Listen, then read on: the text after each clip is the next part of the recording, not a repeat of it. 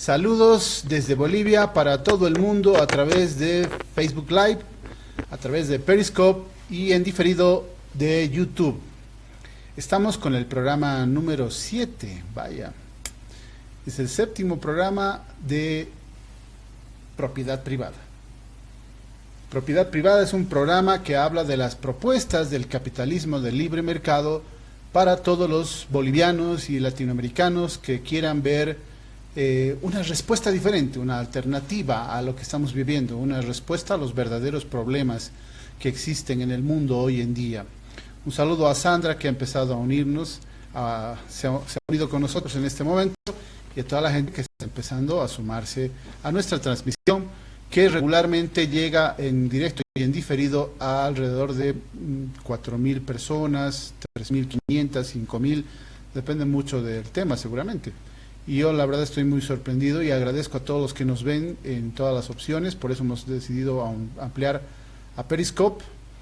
Y los que nos ven en Periscope, les pido por favor, si pueden hacerlo, manden un hashtag propiedad privada a mi cuenta de Twitter, que es esta. Mi cuenta de Twitter es, para que lo vean clarito, @pensardiferente.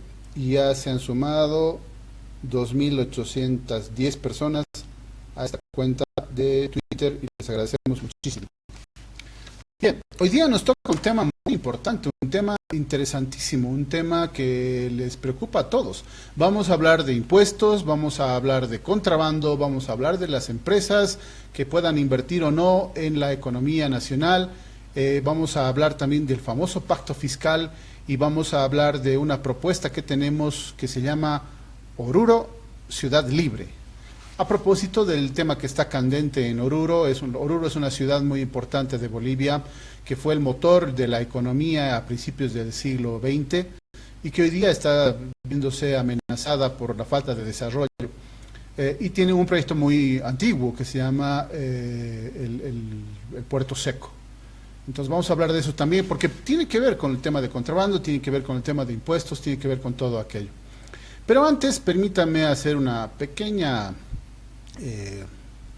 un pequeño paréntesis. Hoy día, bueno, ayer en realidad, en mi cuenta de Twitter, exactamente hace 23 horas, he escrito: hay periodistas que parecen opositores, pero en realidad son socialistas que no llegaron temprano a la repartija del poder y critican por envidia. Es evidente que hay muchos periodistas que son de izquierda, hay muchos periodistas que son socialistas, que le piden al gobierno que gaste más en salud, más en educación, más impuestos, más restricciones a las empresas, más, que critican al gobierno porque para ellos no es lo suficientemente socialista. Es más, muchos de estos periodistas le dicen a al gobierno que son de derecha, que están aplicando medidas neoliberales, ¿no? Empezando por los más famosos, y hay otros opinadores también que eran del MIR o que eran de algún otro partido, que en algún momento han empezado apoyando al movimiento, al socialismo. Han hablado desde las radios, desde los medios de comunicación, desde todos los órganos posibles, han hablado a favor del MAS y hoy día están en contra. Y la gente cree que ellos son alternativa, la gente cree que ellos están en alguna posibilidad real de darle soluciones al país, y no es verdad. Ya decía Mises, si no me equivoco, la peor cosa que le puede pasar a un socialista es que los socialistas que estén en el poder no sean sus amigos. Entonces, obviamente, para mí sería muy penoso dar una lista de estas personas porque no merecen este tema. Por eso justamente hemos sacado este medio de comunicación a través de YouTube, a través de Facebook Live, a través de Periscope, para que podamos llegarle a la gente y decir lo que pensamos, porque hoy día ni yo ni nadie que plantee cosas de derecha en Bolivia tiene espacio real en los medios de comunicación, porque la mayoría de los medios de comunicación están cooptados por el gobierno, incluso los que se dicen opositores, ¿no? Yo no podría tener una entrevista en Unitel, ya no me hacen entrevistas en PAT, ni en Bolivisión, en ninguno de esos canales. Es muy difícil que ellos hagan alguna radio y lo más probable es que ningún periódico. Yo no podría salir en La Razón, no podría salir en El Deber, no podría. Estoy vetado. ¿Por qué? Porque soy de derecha. Entonces la gente piensa que hay algunos medios de comunicación que son opositores, pero es mentira. no son opositores, son socialistas. Y en muchos casos hay periodistas que les hubiera gustado ser ministros, ser viceministros. Hasta ahí todo bien. Lo que me sorprende es la respuesta de don Carlos Valverde. Valverde me responde, dice, es usted muy agresivo y atrevido. No tiene derecho de llamar a nadie de corrupto sin pruebas. Su fanatismo lo perdió. Qué pena, sabrá usted. Me responde don Carlos Valverde. Y pueden ver todo este tema en mi cuenta de Twitter, @pensardiferente. A mí me apena realmente que don Carlos Valverde salga en defensa de esos periodistas que han dejado de ser periodistas. Y como decía Allende, el famoso chileno que quería llevar a Chile a lo que es Venezuela hoy día, a lo que fue la UDP en Bolivia, etcétera, decía él muy claramente que un periodista de izquierda no puede defender la verdad, sino que debe estar a favor de la revolución. Eso dice Allende, eso dijo Allende. Y lo dijo muy claramente, y cualquiera que pueda ver en internet lo puede ver claramente. Entonces me sorprende que don Carlos Valverde me responda. Yo no he dicho que Carlos Valverde sea el hombre que está buscando una pega o que está detrás del poder, no, en ningún momento. Y si leen bien, yo no digo nada al respecto. Seguramente a don Carlos Valverde le molestará mi puntualidad al hablar de los periodistas socialistas, que no quieren cambiar el modelo, solamente quieren introducirse ellos en ese lugar, en el poder, en la forma tal cual está, y viene casado con el tema de impuestos, y encima lo vamos a desarrollar. Personalmente me apena muchísimo que un hombre a quien respeto mucho se ponga a defender a los malos periodistas que hay en el país que se dicen opositores. Bien, yo no hablaré más del tema porque yo realmente lo aprecio muchísimo a don Carlos Valverde, respeto su trayectoria. Obviamente él es de izquierda, yo no, y eso está por demás explicarlo, pero creo que esta vez se ha excedido. Y él se despide de mí y le apena, y a mí me apena muchísimo. En todo caso, sigamos adelante porque esto no termina acá. Y vamos a empezar a hablar sobre los impuestos. Los impuestos, algo tan interesante para la gente, y mucha gente de la que no nos está escribiendo o nos está mirando, sabe que los impuestos son un grave problema para el país, sobre todo para el emprendedor, para el empresario, para cualquiera de ustedes que decide hacer una actividad comercial. Hola Toño, a Toño saludos, a El Narra, al Molinex, a Marcelo Cordero, a René Vega, un gran amigo, un gran profesional, a Lilita, a Maggie, Zárate, y hay mucha gente que nos está viendo en otras partes del mundo también. Un saludo a todos. Obviamente Toño tiene razón, o sea, hay que hablar de la oposición, ¿a qué? ¿No? Entonces la oposición es un complicado tema. Yo creo que vamos a dedicarle un programa especial para hablar de los opositores, la oposición y la alternativa a la oposición y al gobierno. Bien, empecemos con este tema interesante sobre los impuestos. Y a mí me gusta usar la metodología siempre. Me encanta tener como libro de cabecera al que nos enseña metodología de investigación científica. Bueno, primero empecemos por lo básico, que es un impuesto. Por la etimología suelo empezar. La etimología de impuesto dice que viene del verbo imponer, ¿no? Imponer, imponer. ¿Y qué es imponer? Imponer viene del latín imponere, poner encima, poner encima, poner a alguien en la obligación de cumplir con una carga, trabajo, deber u otra exigencia. Un impuesto. Un impuesto es algo que la gente no quiere, pero que tiene que aceptar. Hay muchas formas en las que la gente entiende los impuestos. Los impuestos en general pareciera que fueran buenos, parecieran que fueran interesantes, que fueran positivos, y que mientras mejor paguen los impuestos la gente, mejor vamos a poder vivir. Lo que pasa es que tenemos una educación muy socialista. Los impuestos son siempre la opresión del más fuerte sobre el más débil. Y eso se ha dado a lo largo de la historia de la humanidad. Los impuestos, como los conocemos, no han cambiado mucho desde los tiempos bíblicos inclusive. Y obviamente en 1847 y 48, cuando Marx y Engels plantean el manifiesto comunista y los 10 puntos famosos del manifiesto comunista, ¿no?, incluyen el tema de impuestos, como ya hemos mostrado varias veces, ¿no? Entonces, en el manifiesto comunista de Marx y Engels, que escribieron en 1847 y lo publicaron en 1848, habla de una cosa muy interesante. El punto número 2 dice: impuesto fuertemente progresivo. Entonces es una condición, contando que siempre ha sido la imposición del fuerte sobre el débil a lo largo de la historia de la humanidad, desde la época prehistórica inclusive, desde la época en que alguien decide quitarle al otro parte de lo que produce para quedarse con él, eso es un impuesto. Es un impuesto que, por ejemplo, los quechuas cobraban muy bien, ¿no? Cobraban parte de la cosecha, parte de la producción a su gente para poder mantener a la clase gobernante, y eso era bastante obvio. En la época de los reinados, en la época monárquica, los reyes siempre cobraban impuestos, pero había una gran diferencia. Antes la gente sabía con absoluta certeza de que se pagaban impuestos para, qué sé yo, Luis XV o Luis XIV o no sé, o sea, Felipe II, o sea, se sabía exactamente para quiénes eran, porque el dinero se recogía para el rey. Y todos conocemos la vieja historia de Robin Hood. Y Robin Hood no le robaba a los ricos para dárselo a los pobres. Robin Hood le robaba al rey o a los representantes del rey, le robaba al Estado los impuestos abusivos que les cobraba a la gente y se los devolvía a los pobres. Eso hacía Robin Hood, no le robaba a los ricos.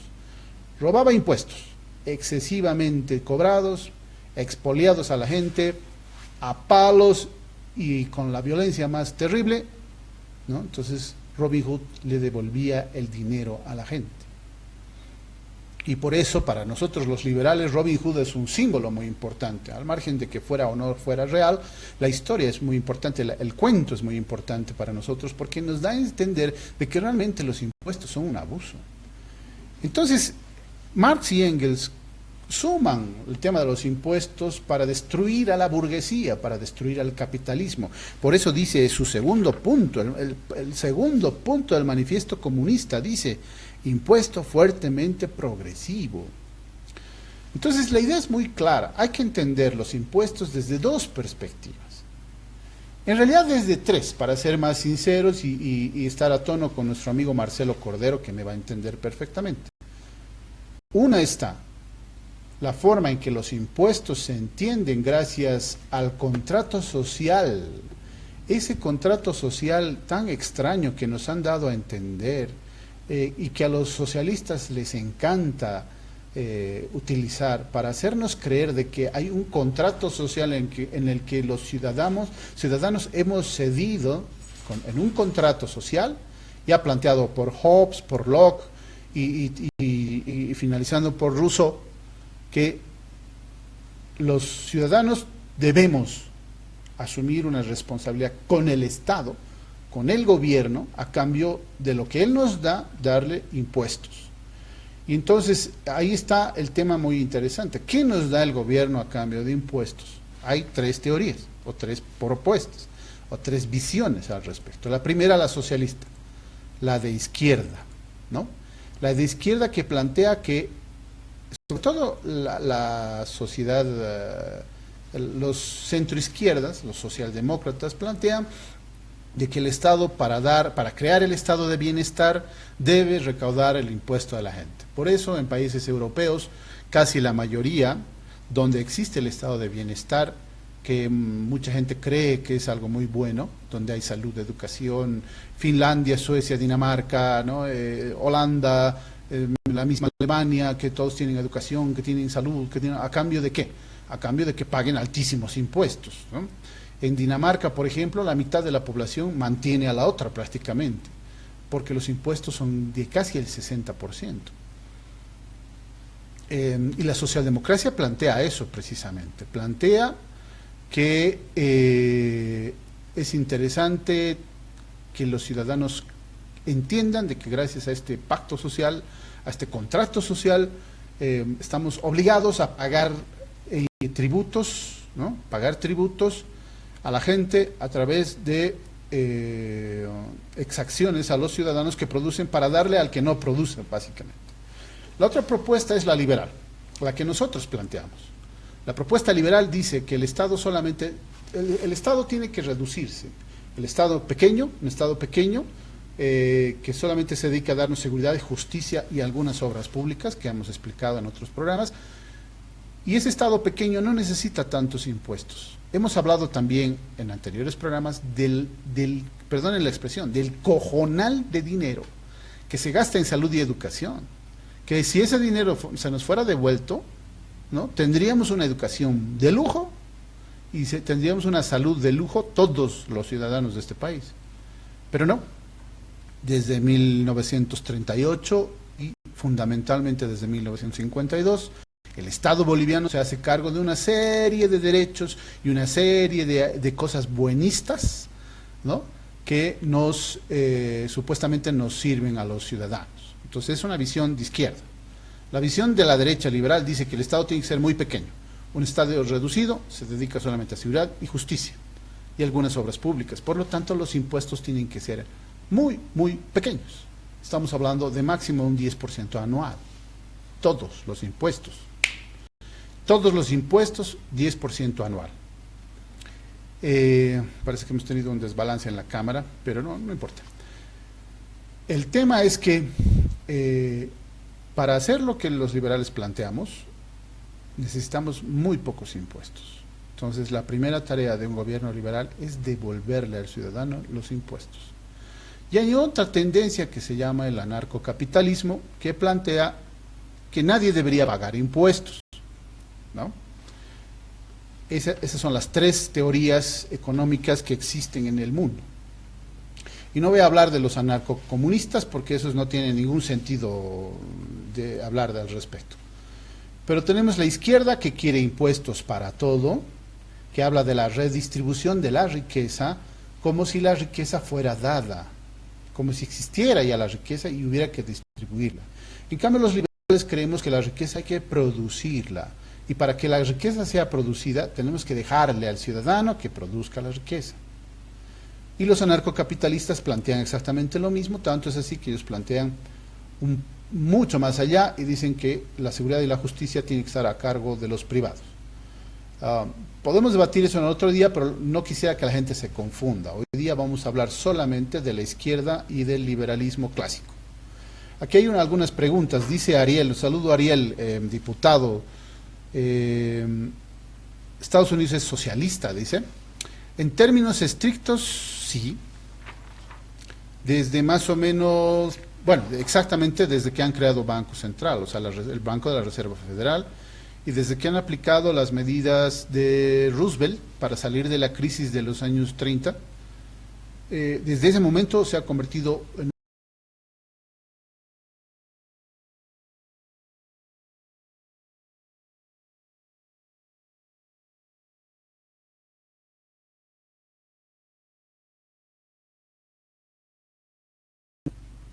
bien, tenemos un pequeño desperfecto. Lo que pasa es que estábamos transmitiendo en Periscope, pero nos quita mucha señal, así que lo hemos quitado. Qué pena por la gente que nos está viendo por Periscope. Pero volvamos al tema. Aquí nuestro querido diputado Ariel Hurtado dice, Estados Unidos es socialista. Sí es socialista, ahorita vamos a explicar, quisiera leer todas sus preguntas. Canadá también es socialista, por supuesto que sí. Libre mercado entre Canadá, Estados Unidos, Suecia, ¿crees que hay libre mercado? Hubo libre mercado. ¿Quién se carga de la salud? Grandes obras. Bueno, a ver, es una excelente pregunta, querido Ariel, que nos va a permitir avanzar en este tema. Estados Unidos, en términos técnicos, en términos reales y objetivos, es socialista. No es una de izquierda radical, por supuesto, es un centro izquierda. Desde Roosevelt, sobre todo, ya un poco antes, pero desde Roosevelt fundamentalmente y pasando por casi todos los presidentes demócratas de los Estados Unidos. En términos reales, Obama y Hillary Clinton son muchísimo más socialistas que Evo Morales. Tanto es así que son amigos. Y son amigos de los que los financian también, ¿no? Entonces, entre otras cosas, que Trump haya ganado en Estados Unidos, al margen de que haga o no haga Trump, como no es amigo de Evo ni de los socialistas de Latinoamérica, entonces ya es un gran paso para los que estamos en esta parte del continente, de que ya no van a recibir ayuda, ni recursos, ni financiamiento de los Estados Unidos o de su gobierno. ¿Por qué Estados Unidos, Canadá o Suecia hoy día son socialistas? Porque cumplen el manifiesto comunista en alguna de sus formas, ¿no? O sea, para empezar, ¿qué dice el manifiesto comunista? Dice expropiación de la propiedad de la tierra, eso no pasó. 2, impuesto fuertemente progresivo, sí hay. En Estados Unidos los impuestos en algunos estados, gracias a Dios no en todos, son muy altos. En Suecia también, en Canadá muchísimo más. El tercer punto dice abolición del derecho a la herencia. Eso quiere decir que hay impuestos a la herencia. O sea, hay un proceso, no es, salvo la revolución de 1952, la revolución de Perón, el golpe de Estado de Perón en la Argentina, algunos gobiernos de facto en México y en varios países de Latinoamérica que han llegado a tomar el poder por las armas, es donde se ha instalado el comunismo, pero en forma muy dura. O sea, si empezamos a leer sobre todo la historia boliviana, que es lo que nos interesa, en 1952 teníamos prácticamente un gobierno comunista. Al margen de lo que digan o no digan la gente del MNR, es el plan de gobierno del MNR que ejecutó, no el que propuso particularmente, sino el que ejecutó desde 1952 hasta 1964, fue estrictamente comunista. Es más, nos llevó a una inflación de casi 475% en el año 1956. Era terrible las condiciones económicas en las que vivíamos. Entonces, querido Ariel, querido diputado, cuando la gente plantea varios de estos temas, el punto número 5, por ejemplo, plantea la creación de un banco nacional, un banco central, un órgano central donde se regula la emisión del dinero. Eso es absolutamente socialista, lo dice el manifiesto comunista, no lo digo yo. Eso pasa en los Estados Unidos. Centralización del transporte, poniéndolos en manos del Estado. En varios estados de los Estados Unidos, en Canadá, en Suecia, el transporte está de alguna manera regulado por el Estado. Es más, hay licencias en la alcaldía de Nueva York que dan a los taxistas.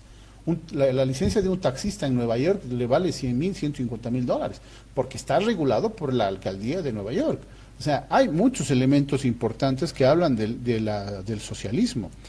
Hay fábricas nacionales, hay, después, ¿qué más? Educación pública y gratuita, esta es la más terrible, evidentemente. Y eso plegado a la salud, que es muy parecido, la salud pública y gratuita, Obamacare, eso es absolutamente socialismo. ¿Por qué? Porque le impide al ciudadano quedarse con su dinero, porque es el Estado el que le quita el dinero para hacer las obras de caridad, entre comillas, o de dar beneficios sociales a la gente. Una sarta de derechos que tenemos en la Constitución solamente fueran posibles si el Estado nos quitara más de la mitad de lo que ganamos o que producimos los ciudadanos. Entonces, ¿quién se encarga de la salud? Dice nuestro amigo Ariel. En Estados Unidos hasta 1913 había policía, había bomberos, había salud, había educación. Claro, en la lógica de esa época no vamos a pretender, o sea, siempre a mí me gusta comparar peras con peras y papas con papas y etcétera, y manzanas con manzanas. O sea, yo no voy a criticar a Patiño porque no les daba internet a los mineros en 1951, ¿no ve? O sea, hay que ser coherentes. Para la época, para la tecnología desarrollada, para la modernidad alcanzada, Estados Unidos tenía policía, tenía salud, tenía educación, tenía bomberos, todos privados, no eran estatales. Suecia tuvo más de 100 años de liberalismo puro y limpio y libre, que le permitió crecer tanto que desde 1960 empezó el socialismo en Suecia, que se ha empezado a comer el ahorro de 100 años, hasta la década del 90, cuando empezó la hecatombe y tuvieron que retroceder. Suecia hoy día tiene bastante, en lo económico es bastante libre. El problema de Europa ahorita es el marxismo cultural, que ese es otro tema. Y así van las cosas, querido diputado. O sea, el tema es que y hay alguien que me dice, ¿y dónde se aplica lo que usted dice? Me dicen, y tienen razón, se aplican cada vez menos, lo cual es una desgracia. No es un motivo de alegría que en el mundo haya menos liberalismo que hace 100 años. Es una desgracia. Y a veces la gente me dice, no, pero en tal país no se aplica y se ríe. No, eso es una desgracia, es como que alguien me diga, ah, no, pues no, no todos tenemos SIDA, mira aquí estos sí tienen, pero estos están medio contagiados. Y se alegra porque estén así, ¿no? O sea, yo quisiera que todo el mundo esté sano. Y eso es lo que hay que hacer. Porque se están viendo los resultados. Venezuela es el resultado de 18 años o más, si somos estrictos, casi de 60 años de socialismo. Porque avanza. La izquierda avanza. Un saludo a Alex González, nuestro gran amigo en los Estados Unidos que nos está viendo. Él es cubano y tiene ideas muy claras. Les invito a que lo sigan también. El Narra dice, los anglosajones europeos son menos proclives a la corrupción que nosotros los latinos. Eso no es cierto, querido Narra. Eso no es cierto. Cualquier ser humano es proclive a la corrupción. Yo, tú, cualquiera.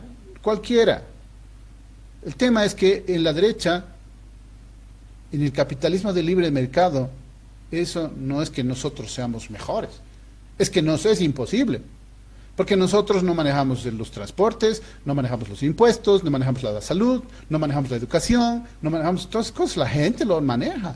Los maestros se dedican a la educación, los médicos a la salud y todo aquello. No manejamos nosotros. O sea, el campo para la corrupción se hace cada vez más chico. No es que seamos nosotros intachables y mejores que los demás. No, señor. Sino que las oportunidades son menores porque tenemos un gobierno reducido. Solamente hay corrupción donde existe algo regulado por el gobierno. Punto final. Bien, seguiremos avanzando. El tema de los impuestos, ya hemos visto cuál es el origen, viene del latín, que es algo, poner algo encima de, no es algo agradable, es una carga que tenemos que mantener. Y segundo, ¿qué hacemos con los impuestos? Esa es la pregunta. ¿Para qué queremos impuestos? Cuando hablamos del contrato social, y hablamos de que el Estado debe hacerse cargo de salud, de educación, de las jubilaciones, de las obras públicas, de cosas importantes, de llevarle agua, porque los malditos empresarios no se dedican a hacer malas cosas, o de todo aquello y todo acá, no sé qué. Es una distorsión de la realidad. Hagamos de cuenta que necesitamos dinero para el desayuno de los hijos de alguien, para mis hijos, necesito dinero para el desayuno de mis hijos, y que no tengo ninguna posibilidad de dárselos porque no he conseguido trabajo, por las razones que fuera, no tengo la posibilidad. Entonces me veo en la necesidad de robarle a alguien las cosas. Entonces voy donde alguien que está saliendo del supermercado y le robo su bolsa de comida, ¿no?, para llevarle a mis hijos y darles de comer el desayuno. Eso, como dice un gran profesor, eso es un robo. Con la atenuante que uno quiera, es un robo. Y no deja de ser un robo. Es un robo. Pero si viene el gobierno y me quita el 48% de lo que yo gano y se lo da a otras personas, sobre pretexto del estado de bienestar, del vivir bien o de lo que quieran llamarle, no deja de ser un robo. Porque nos está quitando algo que nos pertenece para dárselo a otro. Independientemente de las razones. ¿Por qué si yo le quito una bolsa a una señora, voy preso? ¿Y por qué el Estado, que nos quita a todos, no tiene ningún castigo?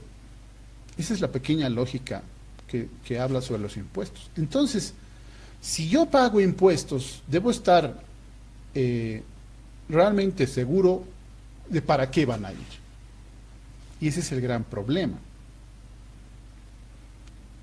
Claro, exactamente, Alex dice, la corrupción es inherente al género humano, por supuesto. O sea, no hay que los europeos, los blancos, los educados, no hay pretexto para eso. Pero sí la oportunidad, ¿no? Y lo que proponemos es un Estado pequeño donde hayan pocos impuestos, pero que sean sumamente objetivos.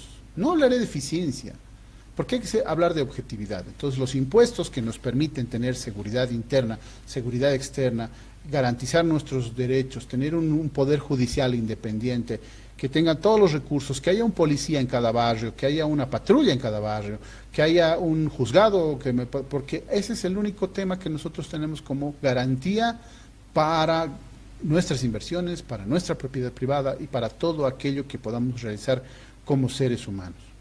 Esa es nuestra garantía. Que si usted y yo tenemos un inconveniente, podamos ir a un tercero, que sea un juez, probo, y además podamos elegir entre los dos cuál es el mejor juez, donde podamos garantizar nuestros derechos. Si eso existiera, tendríamos garantizado mucho para poder desarrollar las cosas. Alex nos habla, lo que sucede es que en la cultura anglo se nutre de protestantismo clásico, especialmente el calvinismo, que todos sabemos es el padre del capitalismo moderno. Es verdad, el calvinismo y en realidad una visión cristiana es el padre del capitalismo, del liberalismo, y que nos permite tener otra condición, donde el honor, la palabra, tu esfuerzo, tu trabajo valen. Eso es lo que queremos plantear. Bien, hay una cosa muy importante. Consideremos, hagamos un ejemplo de que todos conocen a Michael Phelps, no sé cómo se lee, Phelps, gran nadador que ganó muchas medallas de oro, y estamos entrando a la posibilidad de que los empresarios en Bolivia o en cualquier parte del mundo puedan invertir sin el libre mercado. Entonces este nadador, Michael Phelps, que ganó muchas medallas de oro, un gran nadador, campeón indiscutible, histórico además, récord Guinness, etcétera, etcétera. Imaginen a este nadador que le atamos de manos y pies atados y lo lanzamos a la piscina, ¿no? Y los demás competidores están normal. ¿Podrá ganar el mejor nadador del mundo? ¿Podrá ganar en esas condiciones? Con mucho esfuerzo podrá llegar al otro lado de la piscina. Pero no creo que pueda ganar, es imposible que pueda ganar. Entonces, cuando ustedes ven a un empresario, porque he escuchado varias veces al ministro de Economía hablar, no de que los empresarios no quieren invertir en el país, de que nosotros hemos invertido 3.000 millones de dólares, ellos no podrían hacerlo, pero no quieren porque son malos bolivianos, y una sarta de tonterías. Realmente hay que entender que cuando el gobierno les ata de manos a los empresarios, no pueden hacer nada.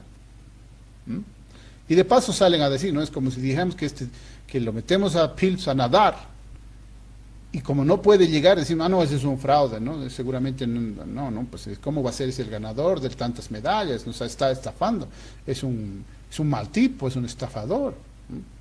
En esa carrera apenas llega de último, o sea, no, qué vergüenza. Eso es exactamente lo que les pasa a los empresarios en Bolivia y en cualquier parte del mundo donde están atados de pies y manos, y que además el gobierno les reta a invertir millones, ¿no? Y habla de ello como si fuera cualquier cosa, ¿no? Como si 3.000 millones fuera lo que sea, ¿no? Son 3 pesos. Claro, como el dinero no es de él, no entiende cómo se produce. Y enseguida sale el ministro de Economía para decir, estos nadadores maniatados son una vergüenza. A ver, empezamos a hablar de los impuestos. Nuestros empresarios están atados de manos y pies con una serie de impuestos cada vez más irrazonablemente altos. Cada vez son más altos. Tenemos el IVA, por ejemplo, el impuesto al valor agregado, el régimen complementario del IVA, el impuesto a las utilidades, el impuesto a las transacciones, el impuesto a la propiedad de los bienes inmuebles y vehículos automotores, a los consumos específicos, a las sucesiones y a las transmisiones gratuitas de bienes, los impuestos municipales a las transferencias de inmuebles y vehículos, el impuesto especial de hidrocarburos y sus derivados, el impuesto a las transacciones financieras, el impuesto directo, el IDH, el impuesto directo a los hidrocarburos, el impuesto a las salidas aéreas al exterior, así, y tenemos una infinidad de impuestos, ¿no? Que expolia el Estado a través de la Oficina de Impuestos, que son, aquí tengo un cálculo que me hizo una experta, lo siguiente, tendríamos alrededor, a ver, cualquier empresa pequeña que pague los impuestos más básicos, sin entrar en detalles, porque hay empresas que pagan mucho más que lo que voy a decir ahora, tienen que pagar IVA, IT, RC IVA y UE. Entonces, si hacemos una gestión de análisis por un año, resulta que la empresa cualquiera que dé factura, una pequeña empresa que dé factura con estas mínimas condiciones, paga el 48.62% de impuesto anual. ¿Qué tal? Eso es lo que paga una empresa en Bolivia, la más pequeña empresa que da factura. 48.62%. O sea, casi la mitad de sus ganancias se van al Estado. Eso quiere decir que si alguien me vende este bolígrafo en 2 bolivianos, alrededor de 48 centavos van a ir al Estado. O sea, este bolígrafo debería costar 1.50, pero me lo venden en 2 porque tienen que pagar impuestos. Ese es el ejemplo real y claro. Y eso pasa, como dice Alex, pasa en Francia, pasa en Estados Unidos, pasa en Bolivia, y Francia debe ser como es verdad, mira, en Francia dice ponen impuesto hasta la cantidad de ventanas que tienen en la casa. Las diferencias culturales, estimado El Narra, no tienen nada que ver en este tema. Porque hay una cosa que no discrimina el socialismo. El socialismo es exactamente igual en Turquía, en Arabia Saudita, en Bolivia, en Estados Unidos, en todas partes. Y funciona igualito. Y funciona con ISIS, y funciona con las FARC, y funciona con el Ejército de Liberación Nacional y con todos ellos. Funciona igualito. ¿Mm? Y el objetivo, como dice nuestro querido amigo Alex, los impuestos son para ahogar a los empresarios. Porque la idea del capitalismo es producir riqueza. Y la idea del socialismo es eliminar el capitalismo. ¿Qué cosa más clara, ¿no? Esa es la idea. El socialismo propone eliminar el capitalismo y como sacarnos destruir las empresas a palos y expropiarlas y quitarle a la gente su propiedad. Ya se ve medio feo en el siglo XXI.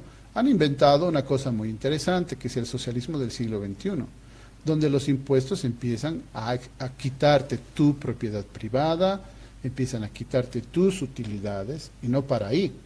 Porque no solamente tenemos esta cantidad de impuestos, tenemos las multas y las restricciones que son tanto o mayor que estas.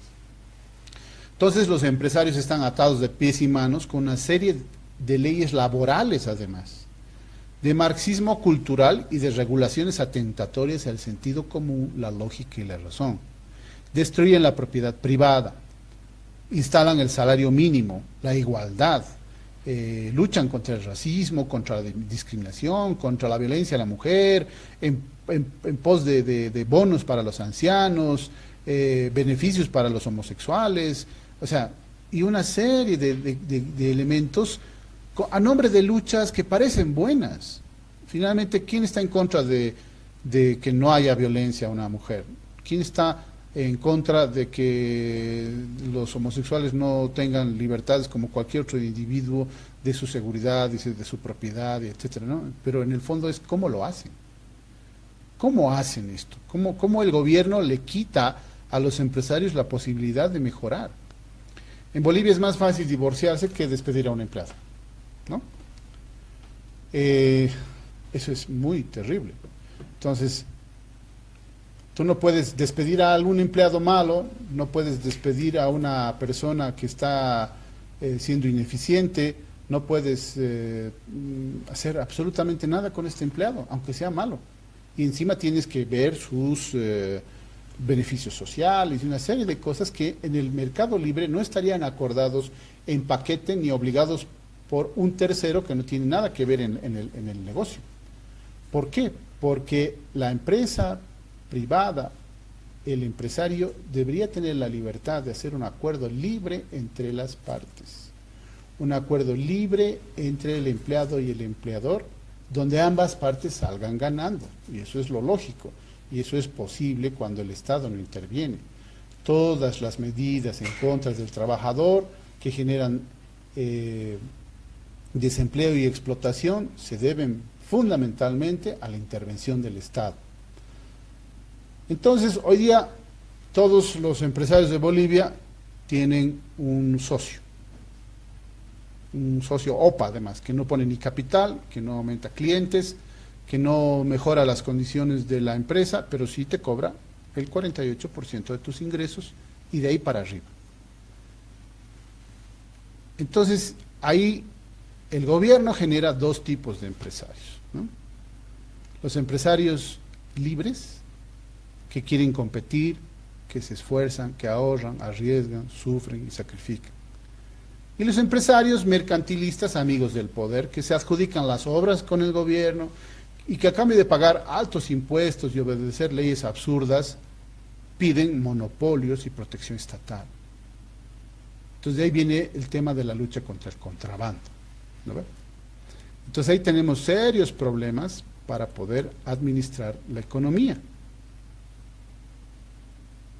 A ver, qué nos dice la gente? Un poquito preguntaremos. Toño dice, no solo a los empresarios, sino a todos, del mismo cuero salen todas las correas.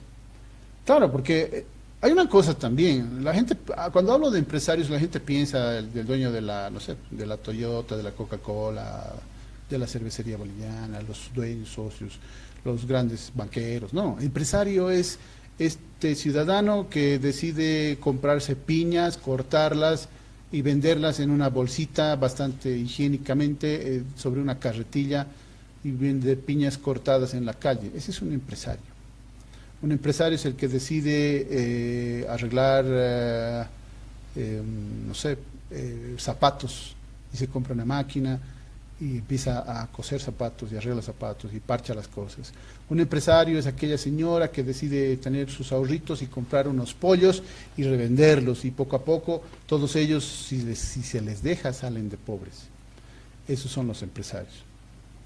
Ahora dice Mauricio Inchausti, es verdad Andrés, puse una pequeña empresa y los impuestos, multas inventadas más al doble, aguinaldo hicieron entrar en quiebra y así como animarse a emprender algo si el Estado solo quiere hundirte. Exactamente, eso es lo que, esa es su tarea además, eso es para eso está el Estado socialista. A ver, mira, Toño habla del ejemplo de la entrada del cine, que dice que cuesta 45 bolivianos. En un estado de liberal, de capitalismo, ¿cuánto costaría una entrada al cine? Bueno, para empezar yo creo que habría más cines, porque se podrían construir más. Segundo, de que en el mercado libre las cosas tienden a bajar de precio. Y si suben es porque el cliente está obteniendo algo más de lo que el mercado en general ofrece. En el mercado libre la única forma de subir los precios es que el producto tenga algo más. Pero además hay una cosa muy interesante. Cuando ese algo más se convierte en el estándar del mercado, todos hacen lo mismo y el nivel se sube de nuevo. Y se sube de nuevo. Si recuerdan, al principio los celulares solamente recibían llamadas y podían emitir llamadas y nada más. No tenían ni memoria ni nada. Hoy día tienen internet, mandan mensajes de texto, etcétera, que era una ventaja. Hace algún tiempo tener una cámara en tu celular era una ventaja. Ahora ya no, todos tienen que tener cámara. Entonces ya poco a poco se va mejorando y en un teléfono que no hacía prácticamente nada, además de entrar y recibir llamadas que costaba $2.000, hoy día vale 150 bolivianos, o sea, menos de $20. Ese es el logro del capitalismo, ese es el logro de la competencia y cada vez de manera más eficiente, ¿no? Entonces obviamente pero curiosamente en el cine hay una cosa muy chistosa. Los del cine han empezado a cobrar el uso del baño.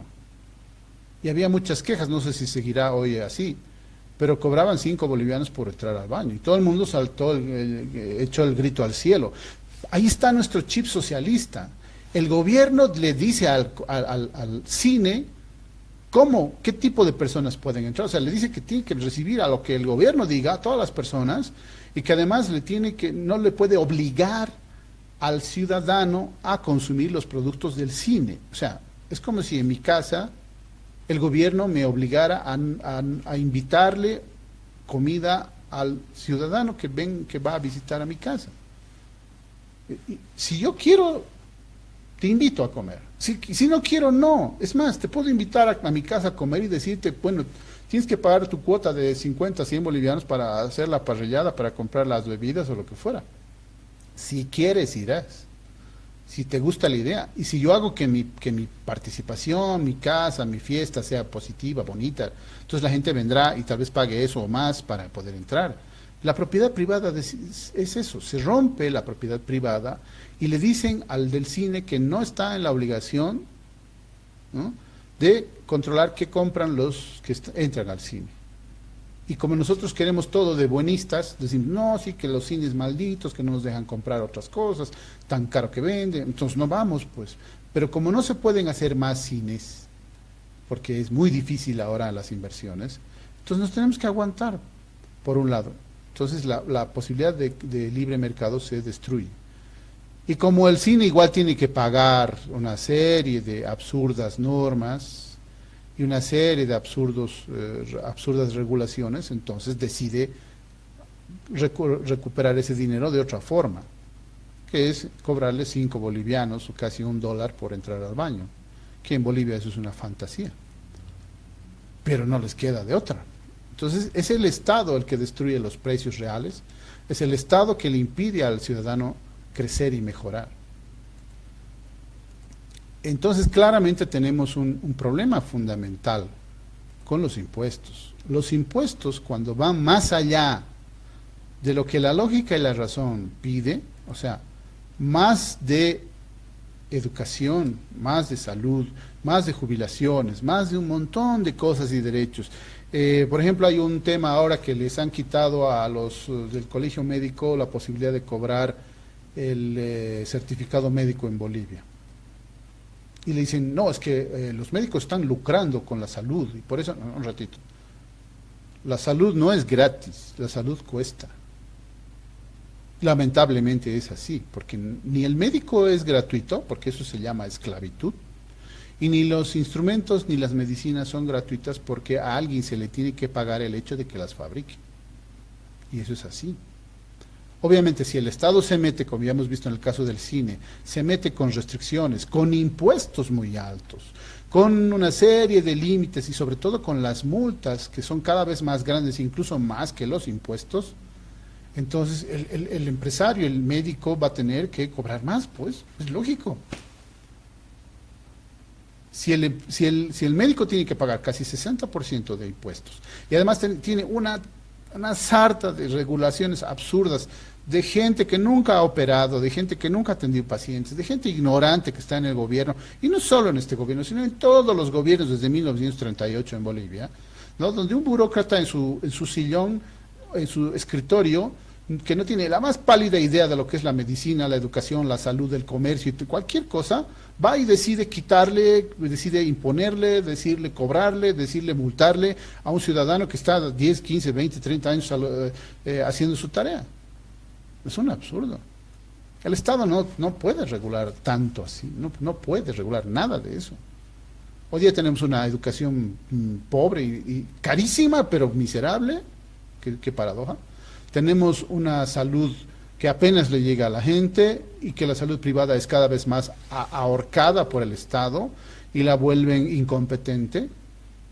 Y una serie de elementos, y como varios amigos acá, como Mauricio, empieza instala una empresa, pero no puede seguir adelante porque uno en lo que menos está pensando son los impuestos, regulaciones y una serie de cosas. Pero le llega al gobierno, o sea, al que progresa, al que se esfuerza, al que mejora, al que empieza a trabajar, al que empieza a ahorrar, al que empieza a producir, le quita todo, le empieza a ahorcar, le quita con impuestos sus utilidades, le quita la posibilidad de tener mejores empleados, le impone salarios mínimos que le obligan al empresario a despedir gente, le ponen ciertas restricciones a su propia empresa, le ponen multas y más y más y más y más. ¿Quién va a invertir así? Los empresarios no pueden invertir de esa forma. Aún así hay quien invierte, ¿no? Eso es una gran ventaja. ¿Por qué? Porque aún así todavía el mercado demanda ciertos productos, pero cada vez la gente es más informal. Y aquí viene el tema del contrabando. El contrabando es la respuesta a ese ahorcamiento del empresario, del gobierno hacia el empresario. Cuando el empresario se ve ahorcado cuando el empresario se ve atosigado, cuando no te impiden hacer lo que debes hacer, cuando no te dejan construir, cuando no te dejan vender, cuando no te, entonces la solución es el contrabando. El contrabando no es un problema. Cuando vemos a los empresarios que nos dicen, ah, no, es que el contrabando está destruyendo nuestra producción, es una mentira. Discúlpenme, pero esos empresarios son unos estúpidos. Porque el principal problema del empresario no es el contrabando, es el gobierno. El gobierno que se queda con más de la mitad de sus utilidades, que encima les pone un montón de multas y que no les deja traer los productos ni la materia prima, ni exportar, ni importar lo que ellos vean pertinente hacer. Si la planificación del Estado es un fracaso, desde 1917 se ha demostrado, realmente es un fracaso. No se puede planificar desde arriba. No puede venir el ministro a decir, bueno, señores, Bolivia es un lugar donde, no sé, vamos a producir todos soya o todos estaño o no sé qué cosa. O sea, no tiene sentido aquello. No tiene sentido cómo funcionan las cosas cuando el Estado planifica. Y eso es bien claro, porque yo digo que la gente debe planificar. O sea, cada uno planifica de acuerdo a su propio interés y a su propia necesidad, siempre y cuando le deje el Estado. A ver, don Toño nos recuerda, sí, Toño, querido, o sea, mejor atención en salud tienen los perros. Claro, ¿por qué? Porque todos los veterinarios de Bolivia son privados, gracias a Dios. Y hay una competencia. Por ejemplo, anoche ha habido un curso de ecografía para veterinarios. Y ha llegado gente desde La Paz, de Oruro, ha llegado a Cochabamba, donde se ha realizado el curso con algunos expertos, 2 días. O sea, se preocupan por mejorar y cada vez están mejor. No es lo mismo el veterinario de hoy día que el de hace 5 años solamente. Y ha habido un salto importantísimo. Porque pese a todas estas restricciones, siempre salen los positivos en el mercado. A ver, nuestro diputado pregunta, Ariel Hurtado, Andrés, ¿qué pasaría si eliminamos los impuestos a los medicamentos, el pago de impuestos a las farmacias, el pago de impuestos a los médicos? ¿Cómo lograríamos que farmacias, laboratorios, importadores y médicos bajen sus costos, que ahorren en impuestos sin tener que obligarlos? Una cosa muy importante, es una excelente pregunta, me alegra mucho, querido diputado, que entienda perfectamente esto. O sea, si bajamos los impuestos, no solamente van a ser a ellos, vamos a bajar a todos. Todo el mundo va a pagar 10%, nada más anual, y tal vez menos. Pero aquí nuestro querido diputado nos pregunta, ¿y qué va a pasar? ¿Cómo van a bajar los impuestos? Por ejemplo, tenemos el tema de las vacunas de los perros, ¿no? Las vacunas antirrábicas hoy día en los privados son más caras que las del gobierno. Las del gobierno tienen un monopolio, que además utilizan un método muy antiguo y la verdad yo no confiaría mucho en ese tema. Llega a un escenario de incompetencia, ¿no es cierto? En cambio, si bajáramos los impuestos y si bajáramos las restricciones, habrían más empresas que estén dispuestas a traer mejor producto y van a competir. Querido Ariel, querido diputado, la competencia en el libre mercado es la garantía de que los precios van a bajar. Si no hay libre mercado, si no hay libre competencia, vamos a tener siempre precios altos, no vamos a poder conseguir ciertos medicamentos, como está pasando en Venezuela o en Cuba, donde tener una enfermedad terminal es casi una sentencia de muerte, ¿no? Y nuestro querido Alex dice, el mercado negro es el único mercado que es el verdaderamente libre y funciona bajo las leyes naturales de la oferta y la demanda. Claro que sí, pues. Cuando el Estado empieza a regular todo, destruye los precios del mercado, destruye la oferta y la demanda, destruye la competencia y la calidad, pero genera mercado negro, genera contrabando. Y honestamente les digo, gracias a Dios.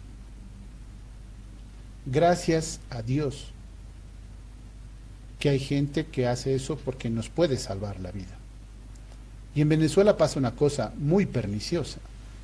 Le dicen a la gente que la culpa de la economía es de los bachaqueros, o sea, de los contrabandistas, de los revendedores. Y eso no es verdad. Es el gobierno que le impide a la empresa satisfacer las necesidades de la gente de manera libre y por lo tanto no hay otra salida que el contrabando, no hay otra salida que la especulación, no hay otra salida que el mercado negro, que es una respuesta. Nunca vean, cuando exista esto, nunca vean que ese es un problema, es la salida. La salida que gracias a Dios nos permite tener algo de comer, algo de medicinas y garantizar nuestra vida por lo menos de una forma, y sale carísimo, y sale más caro de lo que uno pueda pensar, porque está todo regulado por el Estado. Querido Marcelo, los oligopolios y los monopolios, con absoluta certeza, son patrocinados, creados y dirigidos por el gobierno.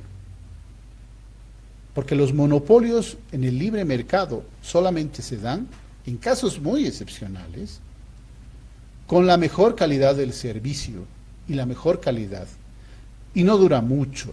Yo no conozco ningún monopolio privado que tenga más de 20 o 30 años. Y cada vez es más difícil tener monopolio, porque cada vez mejora la calidad, la competencia. En cambio, sí conozco monopolios del Estado que tienen 60, 70 años, como la salud, la educación, las pensiones, las jubilaciones, etcétera, y otras empresas que en algunos países tienen muchos años, como Yacimientos Petrolíferos Fiscales Bolivianos, y una serie de monopolios, o las empresas de agua y de luz que hay en Bolivia, que son de muchos años, porque son monopolios del Estado, que te impiden además al privado darle mejor servicio a la gente. No, querido, estás equivocado, querido Marcelo, en el tema de los transportistas. No hay libre mercado en el transportismo o en el transporte, no hay ni en el cooperativismo, no hay. ¿Por qué? Porque hay dos cosas importantes y vamos a debatir eso otro día. El gobierno nacional fija las tasas de aranceles de los vehículos y la alcaldía municipal fija las rutas y los precios. Por lo tanto, el transporte es uno de los lugares donde hay más manipulación del gobierno. Y bueno, ya estamos terminando la hora de nuestro programa y tenemos los últimos minutos para hablar en este contexto de la propuesta de Oruro. Oruro es una ciudad que fue muy importante y muy progresista en términos reales de progreso a principios del siglo XX en Bolivia, porque era la sede básicamente del liberalismo, en términos reales. Oruro fue una de las ciudades de más progreso de Bolivia en el siglo XX, a principios del siglo XX, gracias al capitalismo de libre mercado que existía en Bolivia, pequeño, incipiente, pero existía. Sin ir más lejos, el primer equipo de fútbol de Bolivia fue el Oruro Royal, que tiene más de 100 años. Ese equipo de fútbol se fundó en la ciudad de Oruro. Hay clubes de tenis, campos de golf, piscinas, hoteles, construcciones importantes, todo aquello se fue llevando, tranvías, electricidad, era muy moderno la ciudad de Oruro. Teatros importantes donde se presentaban grandes artistas, había un desarrollo cultural impresionante, una educación muy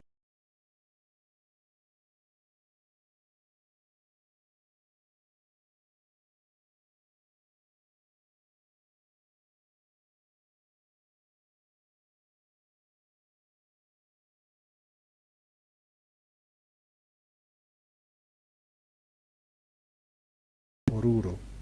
La propuesta es muy sencilla para Oruro. Oruro está pidiendo hace muchos años ser puerto seco. ¿Qué quiere decir?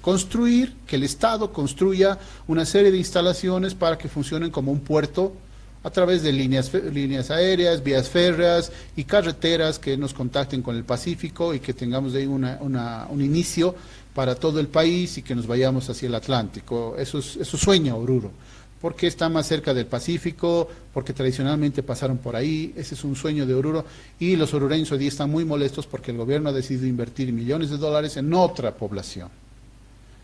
Entonces yo les digo a los orureños, a quienes quiero mucho, y tengo varios parientes en Oruro, de que mándelos al carajo al gobierno. Mándelos, porque no necesita Oruro inversiones millonarias para hacer un puerto seco. Eso tal vez hubiera sido una buena idea hace 100 años. Hoy día lo que Oruro necesita es ser una ciudad libre, una ciudad donde bajemos los aranceles, una ciudad donde no hayan tantos impuestos, que del 48, 58, 68% los impuestos baje al 10%, 7% anual, y que haya arancel cero. Si declaramos solamente estas dos cosas, van a ver cómo Oruro se llena de inversores, se llena de empresarios, se llena de gente que va a invertir su propio dinero en construir lo que sea necesario de acuerdo a la realidad de la economía y hacer progresar Oruro como ellos sueñan. Esa es la única salida. Realmente esa es la única salida para Oruro. Convertirse no en un puerto seco, sino en una ciudad libre, libre de impuestos, libre de aranceles, libre de regulaciones estatales. Solo así va a ser como Hong Kong. Y no interesa realmente que esté sin playas o metidos en medio del altiplano. No interesa. Lo importante es que sea una ciudad libre y sería un modelo para todo el país. Bien, queridos amigos, saludos a Sandra, dices todo claro, la verdad, de este gobierno nefasto, de este gobierno y de los últimos gobiernos, de los últimos 80 años, querida Sandra, no es un tema de ahora. La solución parte por pensar diferente, la solución parte por quitarle esa obesa carga al Estado, devolvérsela a los ciudadanos, devolverle la salud a los médicos, la educación a los maestros, la energía eléctrica a las empresas de energía, que sean libres, que puedan haber varias empresas que nos puedan traer agua para no tener estos problemas. Cuando el Estado genera monopolios, lo primero que genera es escasez y subvenciones, empezando el Puma Qatari, el teleférico, EMTA, si se acuerdan, la UDP, las fundiciones de metal, las fábricas de aceite en el medio de la nada, en los 70s, en los 80s, en los 90s, en el 2000, en el 2010, en los 50s, en los 60s. O sea, estamos hasta el copete de la intromisión del Estado en la economía. La única salida es bajar los impuestos, quitar regulaciones, cerrar instituciones que no funcionan y devolverle al ciudadano la confianza en la justicia y la ley para que garantice su propiedad privada, para que se garantice sus inversiones. Y ya verá usted ciudadano que podrá elegir y decir, bueno, de este señor ya no le compro más porque no me gusta su producto. Y a esta escuela ya no llevo a mis hijos porque no me gusta su calidad. O a este otro lugar, a este centro médico ya no voy porque no me gusta. Hoy día usted no puede elegir.